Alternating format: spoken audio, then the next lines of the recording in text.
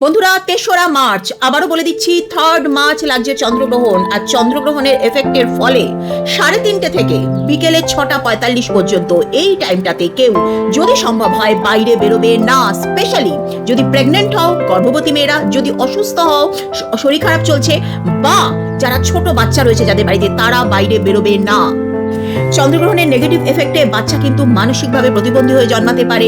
যাদের অসুখ বিসুখ চলছে, চন্দ্রগ্রহণের নেগেটিভ এফেক্ট পড়লে টাকা জলের মতো বেরিয়ে যাবে, ঢুকতে পারবে না। সুতরাং চন্দ্রগ্রহণের খারাপ এফেক্ট থেকে বাঁচার জন্য গর্ভবতী মহিলারা মুলতানি মাটির টোলে তোমরা পেটে লাগাতে পারো, এবং যারা অ্যাডাল্ট রয়েছে তারা ওম নমো ভগবতে বাসুদেবায় নমঃ এই মন্ত্র জপ করতে পারো। এতে চন্দ্রগ্রহণের খারাপ এফেক্ট তোমাদের উপরে পড়বে না। চন্দ্রগ্রহণের যে কোনো খারাপ এফেক্ট থেকে বাঁচতে, ডিভাইন ব্লেসিং পেতে রিমুভ ইভিল আই অবশ্যই দেখো। কোনো কষ্টের মধ্যে দিয়ে রয়েছে, কোনো সমস্যায় জর্জরিত হয়ে রয়েছে, তাহলে বাই সুপার থ্যাঙ্কস বলে একটা বাটন যাচ্ছে ইউটিউবে, সেখানে একটা মিনিমাম অ্যামাউন্ট ডোনেট করে তোমরা তোমাদের ডেট অফ বার্থ এবং যে কোনো একটা প্রশ্ন আমাকে লিখে পাঠাও, সেটার রেমেডি আমি তোমাদেরকে দিয়ে দেবো।